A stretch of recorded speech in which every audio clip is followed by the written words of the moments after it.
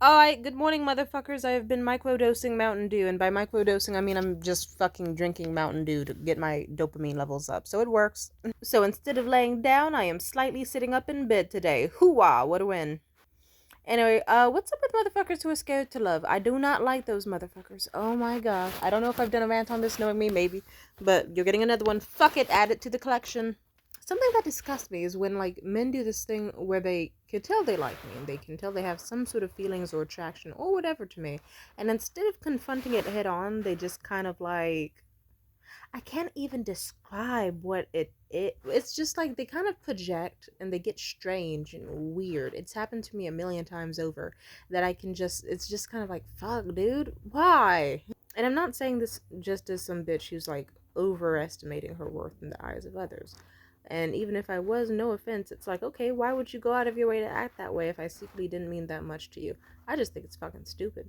Like that guy in high school, Maxwell, yeah, one of the most traumatizing ones that definitely had a fucked up effect on my psyche. With that bitch ass nigga, it's like, nigga, you did not need to just like pretend that we were gonna spend Christmas together or Thanksgiving together and that we weren't gonna go to, you didn't have to be like, yeah, we can go to my yurt in the mountains and we can just cuddle and like watch movies and hang out with each other and I can help you get away from your fucked up home life because you mean so much to me and I want you as my girlfriend, blah blah blah. Like, nigga, you didn't have to do all that. I could have just been the bitch stuck in your dick in the back of the movie theater. It could have been very nice and simple. I could just so easy. With the recent guy, I can at least give him certain amounts of credit because he at least explained himself in some ways. He has ADHD, he's a very routine man. On top of that, he has certain, let's just say he's not the most mentally stable himself. He's a very anxious person, and no offense, I don't know. The more I go about my life, I'm just hating more types of people. I like, not, how do I put this? Or these, like, I respect these types of people. It's just like, stay the fuck away from me. If you are insecure, if you decide, if you can't communicate, if you have something in, what was the third one I was, if you're overly anxious, because then the overly anxious motherfuckers have self-fulfilling prophecies and they don't try and they're just like, I also hate cowards. I fucking always will hate a coward, because to me it's like, yeah, this nigga, the most recent one, Mitchell, he really tried to sit in my face on some, oh, well, no, I don't have feelings for you type shit, but like even then it was like pulling teeth to get him to even say that. It's like he didn't want to say it, and when he said it, it was like he didn't fucking mean it. But he also, it was weird. He was trying to rush to shoot down the idea of any sort of, like, he even showed me straight up. He said, I don't know if we could be friends because I think that would just get my hopes up for something romantic and I would not be able to push those thoughts out of my head, and that it would make us want something more, and I don't know if I can handle that. And I think he kind of, and also then he kind of started to project a bit. He started saying that I was obsessed with him, which was annoying because it's like, nigga, we text like once every 8 hours or so, if even that. I would not call that obsession. Just something's very infuriating about it. It's someone who, it's like, oh my god, because if you were there for the phone call we had like sometime like 5 6 days ago, it was literally like 1 second we were just screaming at each other on the phone, the next second, I don't know, things got soft and tender almost out of nowhere, and then he was like, what kind of photos did you get printed of us?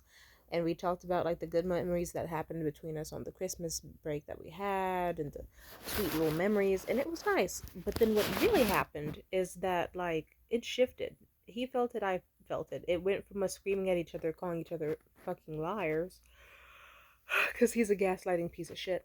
But you know, and then it turned into, I don't know, we just started reminiscing. Things got sweet. And next thing you know, sorry, 1 second. But this nigga annoyed the shit out of me. Because it's like, the phone call, I remember even during the bad moments, I tried to just hang up because I thought to myself, this seems like a lost cause. He would call me back so fucking fast. I remember I told him, why are you trying to talk to me? What do you want out of this? He said, I don't know, I just want to talk. And I just don't want to end it bad. And it was his suggestion to try to like be friends and be on good terms and stuff. But the next thing you know, I don't know, it's like he got flirty, and I kind of got a little bit flirty too, but not very much. And next thing you know, he was just like, I wish I could explain it, but I'm also lightheaded from this thing. So let me try to, yeah, that's, it's bright. Sorry, I'm just speechless because I'm thinking. It's like, I'll put it this way. If you didn't have any feelings for me, then why did you fucking decide to fall asleep on the phone with me? Like, that's some high schooler type shit, you know? If you really had zero, and I mean absolutely zero fucking feelings for me, like absolutely none, if you felt like we had no connection whatsoever, any of that, I'm just saying, why the fuck would you do that? It doesn't make any logistical sense to me, in the slightest. Because if I truly don't like a nigga, I'm hanging up as soon as I fucking can. And I did. I did. Because I figured, hey, this guy's an asshole and a lost cause. He was the one who kept calling me back. And then we got to talking, and then things got sweet. And then next thing you know, he's the one where I'm telling him at like 1 a.m., yo, you could probably go to bed if you want to. And then he just fully dismissed it. He was like, nah, I'm good. And we kept talking about important stuff and unimportant stuff. Next thing you know, it was like 3 a.m. and we were just talking about the most meaningless shit ever. I was like, hey, you sound pretty sleepy. You sure don't want to go to bed? He was like, nah, I'm good. And I said, I'll let you know. And it's like, okay. And then he was yawning a bunch at 3:30. I was like, are you sure? Here, you sound exhausted. But he just he acted like I didn't say shit and just went right into like talking about dreams or like family trauma and stuff. Sweet shit. And then, nigga just, it's like at some point he really fully fell asleep on the phone. It was around 4 a.m. at that time. And then I remember it was like 10 minutes where I was just listening to his very inconsistent snoring. I kind of got worried, but you know, he quit cigarettes, so his lungs have been better, but it's still like he was still making some weird sounds in his sleep or whatever. So I was kind of just like, yeah, I get the feeling I should stay on. And then next thing you know, he wakes up. I'm like, okay, I'm gonna hang up now because I'm pretty sure you should. I'm gonna let you go ahead and get some rest. He straight up still refused and just went back to talking to me like normal. And then eventually he passed out again, and this time it was for real. And then I was like, I'll just stay on the phone because I don't know. I'm actually just curious on what will happen if I do. Guess what? At 8 a.m., 8:15 or something, this nigga saw that we were on the phone together. I heard his ass wake up because he was hella loud about it, and he talks to himself. It was kind of cute because he was just like, what the fuck is going on here? Oh shit, my phone's still on? Oh shit, she's still on the line? Oh. And then I just heard him say, hey, Tamia, you there? Hey, Tamia, you there? And I was like, huh? Oh, hey, how you doing? And then we just started talking when both of our eyes could barely be fucking open. And we were just talking about anything under the sun just because we felt like it. Family stuff, even just like, oh, you haven't had gumbo? I've had gumbo. It's so good. And he was like, I don't know. It sounds nasty. I've never had seafood like that. I said, imagine beef stew, but instead it has like, I don't know, chicken and like cut up spicy sausage in it. It's actually quite delicious. And like, you've had shrimp? Yeah, imagine some shrimp in it. It's really fucking good. Even more flavorful, actually. And we got to talking, and I don't know how to explain it, but something about the way he just denies infuriates me a bit.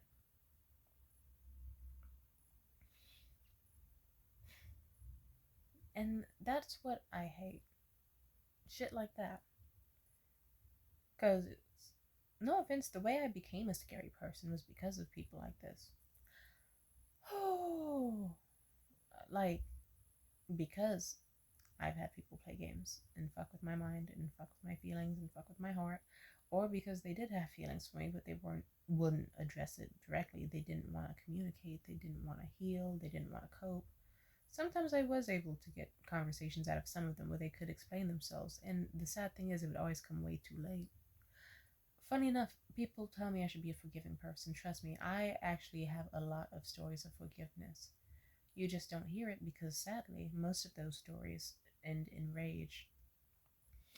Eventually, you get tired of forgiving people because it's like, eh. Eventually, you just get tired of meeting people like this because, like, I'd rather hurt them, and then if it doesn't affect them, then cool. It's like I never did anything at all. But at least I felt good for a little bit. And then if it did do something, then at least I get to know that I can't just be truly something meaningless in their mind, and that I at least get to be like a little itch in the back of their head that's just like, oh, fuck her. But they already fucked me over before I decided to do something bad, so why should I feel bad? But I still think forgiveness is a good thing. A lovely subscriber of mine, you know who you are if you're saying this. Amen to you. Blessings. I'm trying to just take deep breaths because I don't want to prove Mitchell right. I don't want to prove that he's correct, that there is something bad looming in the distance if he were to have any emotional connections or feelings for me. I want to prove him right. But boy, is it upsetting. I'll put it this way. Oh, do you remember that music producer guy I had feelings for? He was a handsome man. Hell yeah. He was very much my type. And very talented and potentially artistic. I noticed I am just a magnet to like white autistic dudes. It's extremely funny. Or autistic people in general. Shout out to autistic people. But I have to say it. I have to say it. I remember that between me and the music producer guy, it started off with just him supposed to be the dick picture guy. It's so funny how these men, they always start off as just like they're not supposed to mean anything to me past sex. Or it's just supposed to be casual. But they have their weird little urge for more for whatever fucking reasons related to ego or lust or whatever the fuck. But I know that with him, we spent like how many hours? We spent like 5, 6 hours just straight. Like, I remember on a whim, he was just like, hey, you want to hear some tracks I'm working on? And they were really, really good.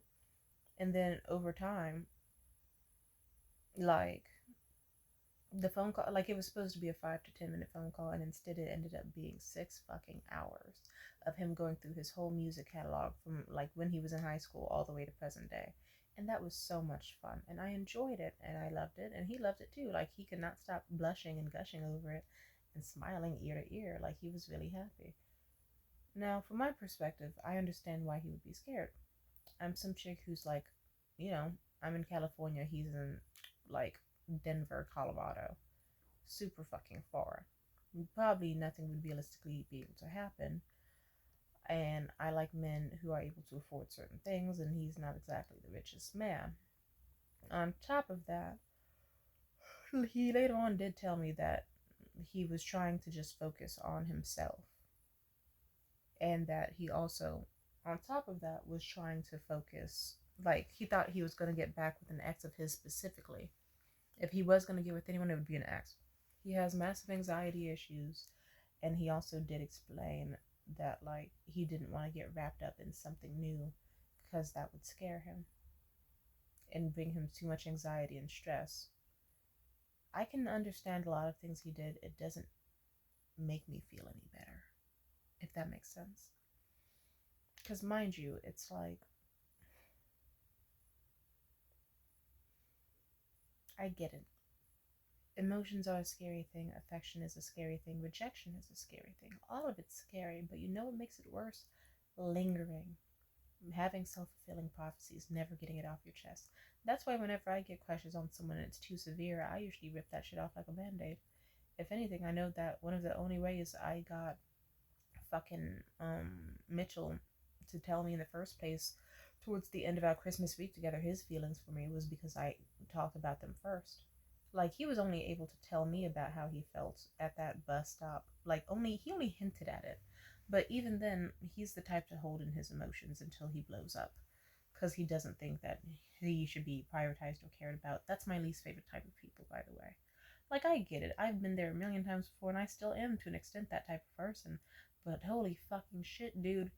Like, I remember I told Mitchell way in advance, if you think you have any feelings for me, or you want to see me more than just after Christmas break in any capacity, just please let me know in advance so I do not get caught off guard. And if there's otherwise, I will just assume that I'm gonna be blocking you after the break is over and we won't be in contact anymore, and all will be fine and dandy. I need to know something like that because my anxiety and my emotions cannot handle me for surprises like that.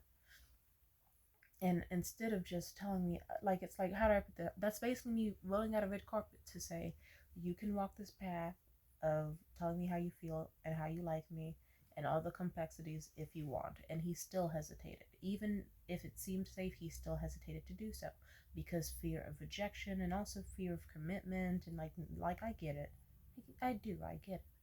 But holy fucking shit. It's like, even then, he wasn't able to truly get his feelings together. The most I could get out of him was, oh, I get the feeling you've just been hating this whole trip because I haven't been able to fuck you properly, because my dick hasn't been working. And I get the feeling you just hate me. And I explained to him multiple times, it's like, nigga, I've been smiling ear to ear this entire time that I've been hanging out with you. There hasn't been a single second of the day I haven't liked. You think that just because, like, nigga, I remember I should have told him, it's like, dude, you've more than delivered. Like, trust me, when I first, like, really, like, when the bar was really, really low when we met, and he didn't even wait to hear what I said. He panicked and he was like, really, Tamia, the bar is fucking low. And I was like, yeah, what? And he's like, the bar is low. That's what you're saying. And I said, what do you think I'm saying? Because I want to make sure you understand what I'm saying. I didn't get to fully finish what I'm saying. He said, you're saying that I haven't reached the bar yet? And I said, no, dumbass. Like, I'm pretty sure I called him a dumbass to his face. I said, no, dumbass. I'm saying that when I first met you, the bar was, I'm gonna meet some random guy who's probably gonna make me some sort of really shitty lasagna and then clap these cheeks, and then I'm gonna go home after a little bit of aftercare, and then just like, that's it, nothing more. And instead, do you want to know what I got? And I said, nigga, and then guess what?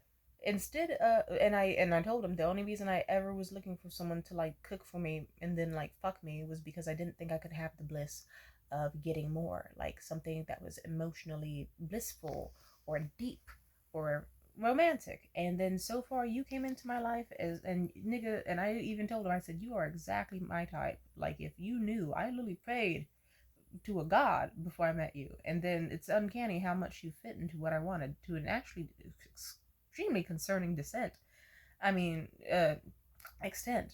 And I made it clear to him. It's like, do you really think I'm gonna sit here and just be like, oh no, I can't believe I just have to sit with some hot guy and have amazing conversation, amazing kissing and cuddling, and wonderful times getting food together and exploring sites together and walking around and getting to know each other? Wow, like, you do really, I just have to be like, no, clearly I'm extremely happy. You have way surpassed the bar in a way that is unimaginably impressive, and I am so happy that I met you. And he seemed to like start getting it around that point, but like, that's, but even then, he still, several times during that whole bus stop argument we had, he kept trying to kind of instigate, because he still deep down just thought, there's no way Tamia could ever like someone like me. She's just being nice. And even if she does like me, it's not going to last. So this hurts, and I need to take out my rage somewhere and not believe her.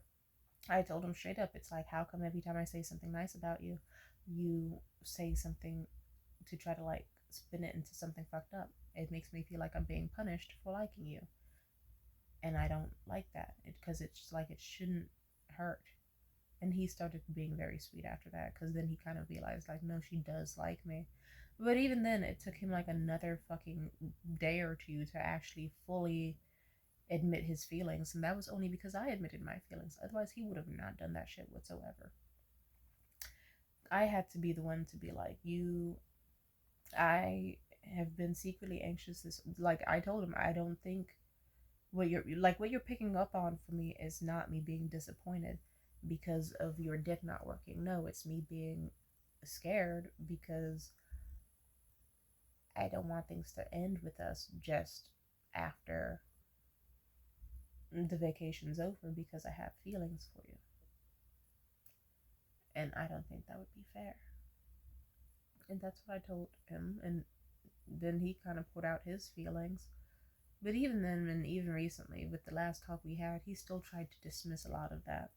And that hurt extra bad, because it's like, nigga, we already got over the hurdle. You've already said you've liked me. You've already shown you've liked me.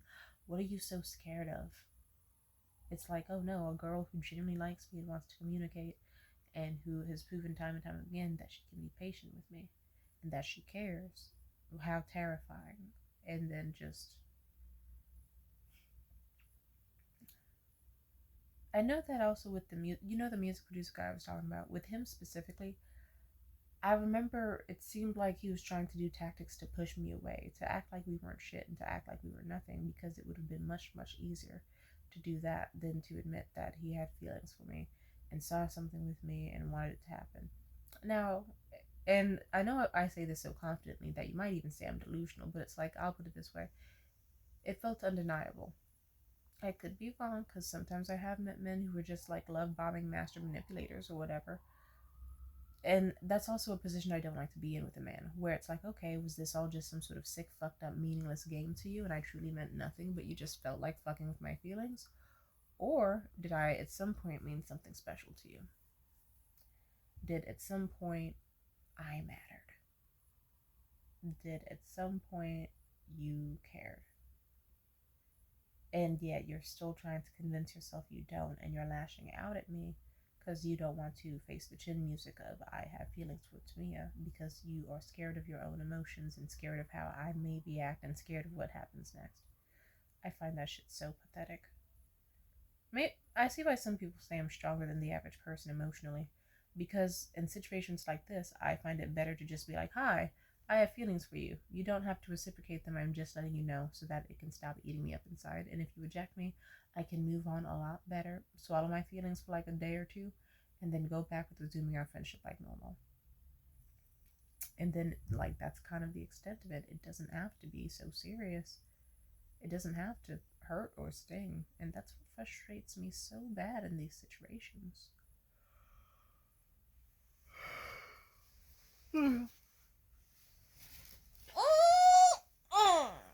Ouch. Sorry. Oh, that kind of hurt.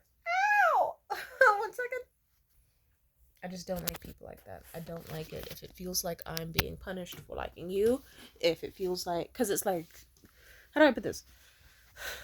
If you really had no what I like to tell niggas, I told this to the music producer guy, is that I said, for someone, if you actually did like me, that's a weird way to treat someone who you like. And if you actually didn't like me, that's a weird way to treat someone who you don't like. Like, at least be consistent. If it's really like I don't have any feelings for Tamia whatsoever, then I'm just saying, don't message me like first thing in the morning, the second you wake up, like, hey, with hello Y's at the end. Don't try to like be super ishy gushy to me. Don't try to be hella like, I'm just saying.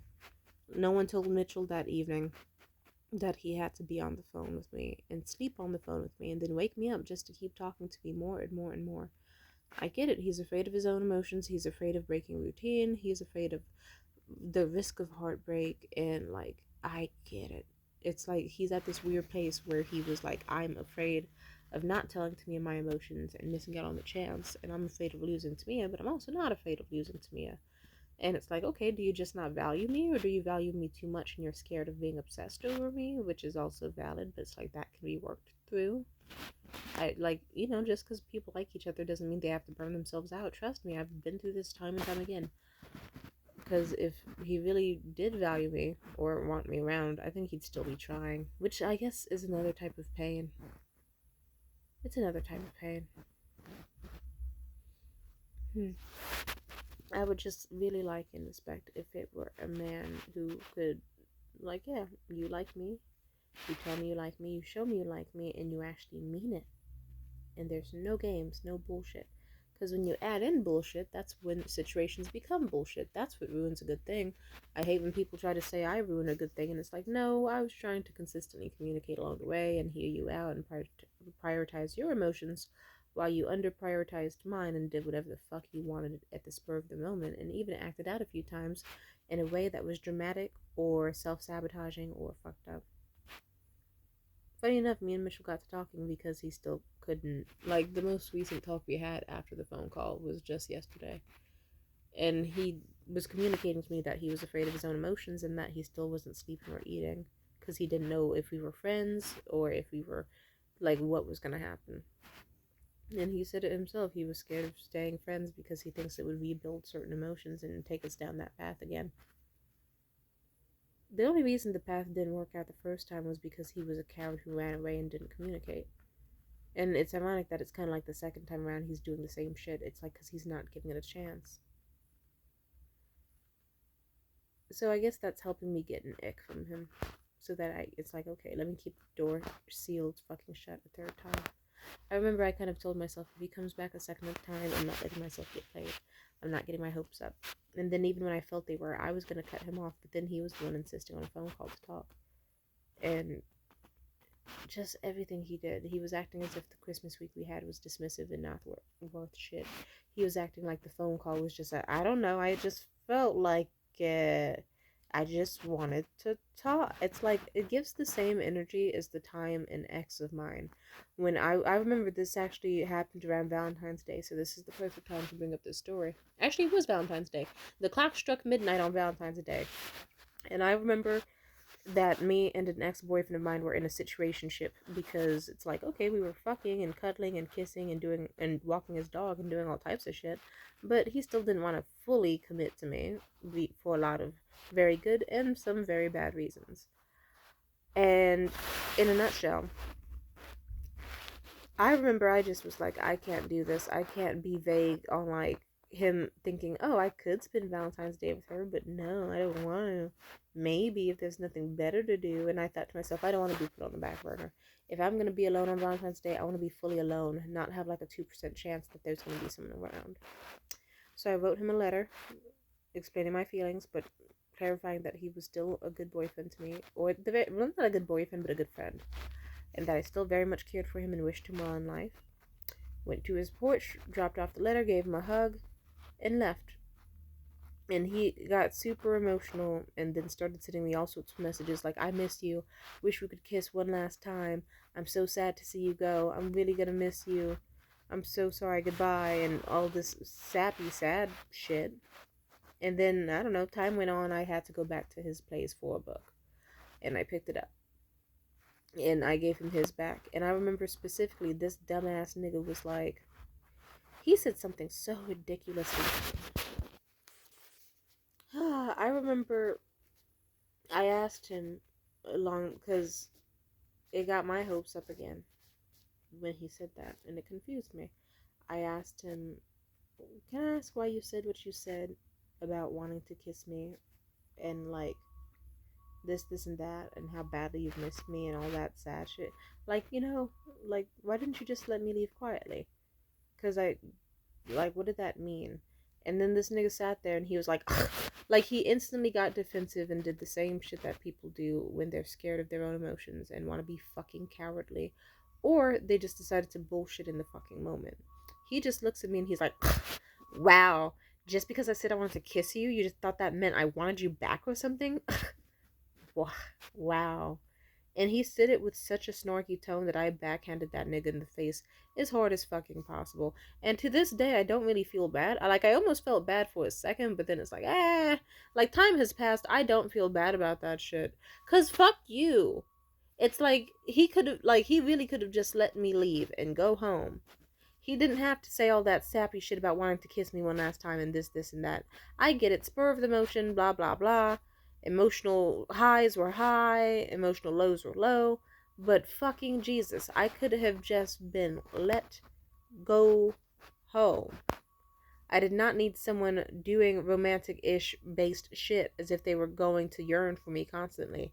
And then the second I returned, they're like, oh, Ashley, psych, and you're crazy for even thinking that just because I said I missed you and wanted to kiss you passionately on the lips and desire you so and don't want to see you leave my life, I can't believe you thought that meant I felt something for you. Like, I'm just saying, you deserve hands thrown. Like, really, don't, because it's like, I've been played with enough in my fucking life. I did not need that shit. And that's why I get so infuriated whenever I meet dudes who do that. The music producer guy tried to do that shit. He tried to act like there was fucking absolutely nothing between us. And that there was, like, 100% nothing. And it's like, okay, but you were the one coming after me. That's weird. So you either are, it's like, you're just retarded. I'm sorry, I have to say that word. You're just retarded. Because it's like, if you didn't have feelings for me, why were you trying to pretend you did just to kill time? And then when you see that I'm at a normal, like, positive, but still, like, normal amount of like for you, you're flipping shit. Like, whoa, you're obsessed with me. To me, it's like, no, I'm not. You're handsome, but I don't know you that well. And then they just project and they project and they project because they want to protect their own feelings and destroy mine in the process of my mentalities. And it's like, Jesus Christ, nigga, if you like me, be around. If you don't like me, fuck off. If you like me but don't want to like me, just never talk to me in the first place. Or rip off the band-aid and pursue it. But be respectful, and if you want to bow out at some point, I would at least hope there's room for communication or an explanation. And there's usually not. It's just like multi-level disappointment here is what I'm saying. And that's how I feel about Mitchell. Because it's like, if he really didn't fucking want to be my friend or want to be with me romantically, no one was holding a gun to his head. No one was forcing him. And then, like, yeah, he could have hung up that phone at any fucking time. And he didn't. I get it. People get scared. People have their attachment styles and their traumas and whatever. But I'm someone who talks it out and works it out. And I cannot stand people who go, I'm gonna just handle my emotions like a ball of yarn that gets tangled. And I'm just gonna kind of like fuck with it a bit. And then eventually just hide it in a closet because I can't untangle them. It's like, you don't have to untangle them alone. Funnily enough, some of my best bonds with people and best connections have come from people being like, I trust you to handle my emotions with me, and we untangle them together. But, whatever. Let's just say I'm just happy that my future husband or wife or whoever the fuck will not be acting this way. Because if you like me, act like you like me and act like you got some goddamn sense and be an adult. Because there's no reason that I, a 24-year-old, should be doing better than you in terms of like figuring out how the fuck I feel and what to do with my emotions. Like, I don't feel like I need to be the one paving the way and being mature, is what I'm saying. Alright, peace out.